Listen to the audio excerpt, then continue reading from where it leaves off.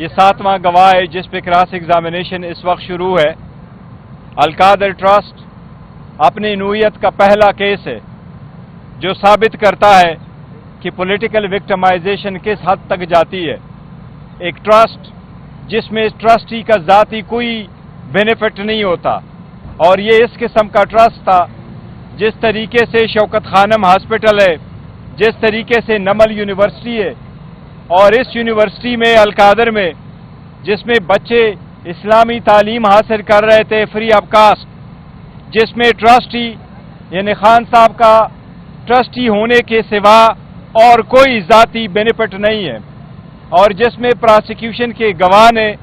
یہ ایڈمٹ بھی کیا ہے کہ اس میں سے خان صاحب نے ذاتی طور پر اس کیس میں کوئی بینیفٹ نہیں لیا ہے۔ اس قسم کے کیس ہمارے چل رہے ہیں، کئی گھنٹے ہمیں لگتے ہیں کورٹ میں انٹر ہونے سے۔ آج آلموسٹ 1.5 کلومیٹر ہمیں پیدل جانا پڑا، ہماری گاڑیوں کی بھی اجازت نہیں دی گئی، اور اس کے بعد ہائی کورٹ بھی جا رہے ہیں، ہائی کورٹوں میں بھی یہ کیسز پینڈنگ ہے۔ دوسری طرف آپ نے حسن اور حسین کو دیکھا جو آلموسٹ 7 سال بعد پاکستان آئے، جن کے خلاف سپریم کورٹ کی فائنڈنگ ہے، جس کے خلاف جوائنٹ انویسٹیگیشن ٹیم کی رپورٹ سے جن کے خلاف ریفرنسز پینڈنگ تھے،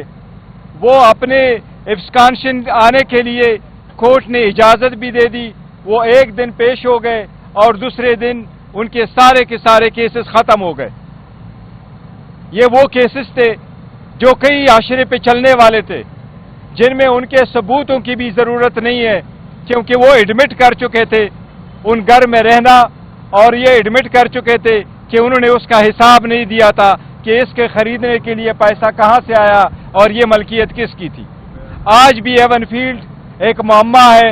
کسی کو نہیں پتا یہ کس کی ملکیت ہے، یہ کتنے پیسوں سے خریدی گئی، کب کیسی خریدی گئی، یہ آج بھی یہ معمہ حل نہیں ہوا ہے، جبکہ اس میں انوالو سارے جو ایلیمنٹس تھے، سارے کیریکٹرز تھے، وہ ایکوٹ بھی ہو گئے۔ ہم عدلیہ سے یہ درخواست کرتے ہیں کہ ہمیں بھی 45 سال انتظار کر کے پھر یہ نہ کہنا کہ انصاف نہیں ہوا تھا، ڈیو پروسیس نہیں فالو ہوا ہے۔ آپ کے ہوتے ہوئے ہم انتظار کر رہے ہیں، عدلیہ پہ اعتماد کرتے ہیں، عدلیہ سے امید رکھے ہوئے ہیں، ہمیں بھی انصاف جلد سے جلد دیا جائے، اسی طریقے سے جس طریقے سے ان لوگوں کو جلدی انصاف ملتا ہے، جبکہ ہمارے ساتھ زیادتیاں ہوئی ہیں۔ ساتھ ہی ساتھ خان صاحب کے ساتھ آج پولیٹیکل معاملات پہ بھی بات ہوئی ہے، اور پولیٹیکل معاملات پہ افغانستان کے سچویشن پہ بھی بڑا کنسرن ہے۔ افغانستان کے ساتھ ایسے معاملات کبھی پی ٹی آئی کے دور میں نہیں ہوئے،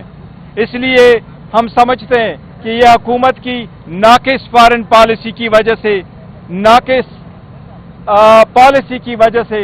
یہ سارے خدشات ایسے آتے ہیں۔ ہم امید کرتے ہیں کہ انشاءاللہ پاکستان کے دفاع میں کوئی کسر نہیں رکھی جائے گی، اور ہمارے فورسز ہمتن پاکستان کے